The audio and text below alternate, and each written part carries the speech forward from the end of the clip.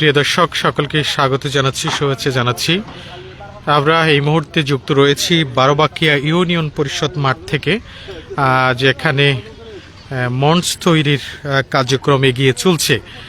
আগামী 30 জানুয়ারি এই মাঠে বিএনপির জাতীয় স্থায়ী কমিটির সদস্য সালাউদ্দিন আহমেদের ধানের শীষের সমর্থনে একটি নির্বাচনী জনসভা অনুষ্ঠিত হবে। এই জনসভাকে ঘিরে ব্যাপক প্রস্তুতি নেওয়া হয়েছে। আমরা দেখতে পাচ্ছি মঞ্চ তৈরির যে কাজ সেটি এগিয়ে চলছে। অনেক নেতাকর্মীকে আমরা দেখতে পাচ্ছি যারা এটি পরিদর্শন করছেন এবং দেখতে এসেছেন যে আসলে এটি যেভাবে এগিয়ে চলছে কাজ সেটি অনেকেই পরিদর্শন করছেন। আমরা একটু দেখাবার চেষ্টা করছি। আমরা রয়েছি বারোবাকিয়া ইউনিয়ন পরিষদ মাঠে। আপনারা নিশ্চয়ই দেখতে পাচ্ছেন মঞ্চ তৈরির যে কাজ সেটি এগিয়ে চলছে। স্থানীয় বিএনপির নেতাকর্মীরা যেটি বলছেন, এখানে আসলে কানায় কানায় পরিপূর্ণ হবে এই মাঠ, যেখানে বিএনপির নেতা কর্মী সমর্থক থেকে শুরু করে এখানকার স্থানীয় বাসিন্দা যারা রয়েছেন, বিশেষ করে উপজেলার বিভিন্ন ইউনিয়ন থেকে এই জনসভায় মানুষ আসবে, সালাউদ্দিন আহমেদের বক্তব্য শুনবে, আর সেটি প্রত্যাশা করছে এখানকার আয়োজকেরা। আমরা দেখতে পাচ্ছি মঞ্চ তৈরির কাজ এগিয়ে চলছে। আমরা দেখেছি তিনি বারোবাকিয়ার এই মাঠে বক্তব্য রাখবেন, সেটিকে ঘিরে কিন্তু প্রস্তুতির কাজ এগিয়ে চলছে। আমরা দেখতে পাচ্ছি এখানে উপজেলা বিএনপির সাধারণ সম্পাদক জনাব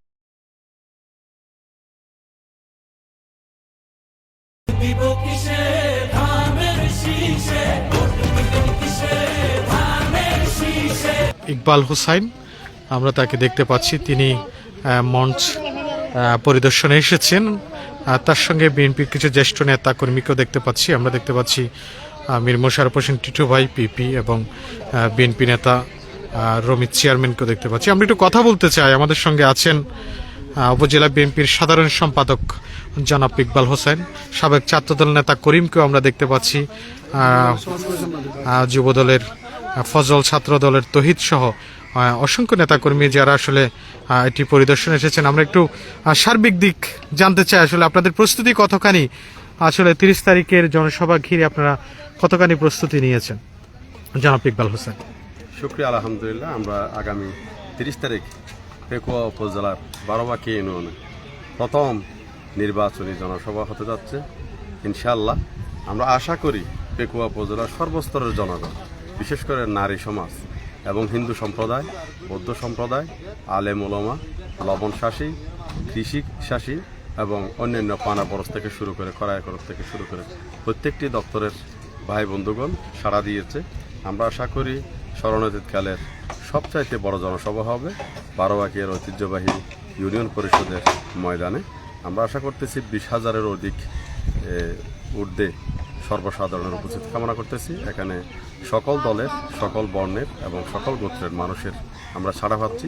বিশেষ করে নারী সমাজ আমাদের প্রত্যেকটি এলাকা থেকে, আমাদের বিশেষ করে বারোবাকিয়া পার্শ্ববর্তী টৈটং, শিলকালী এবং পেকুয়ার পার্শ্ববর্তী এলাকা আমরা আসার আগ্রহ ব্যক্ত করেছেন।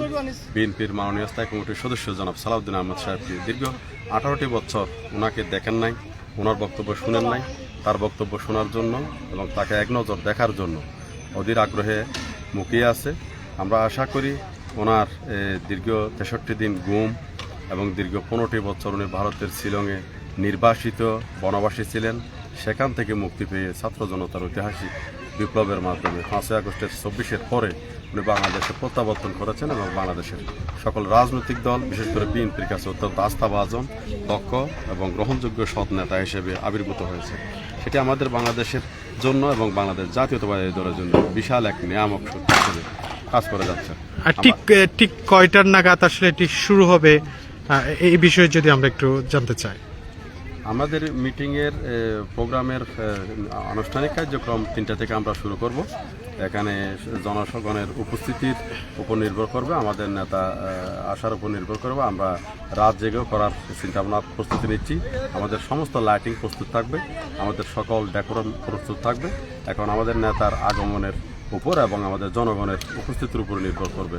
আমরা আশা করতেছি 4টার পর আমাদের নেতা মঞ্চে আসবেন এবং মাগরিবের আগে অথবা মাগরিবের পরে আমাদের নেতার মূল বক্তব্য আমরা শুনতে পারবো বলে আশা করতেছি।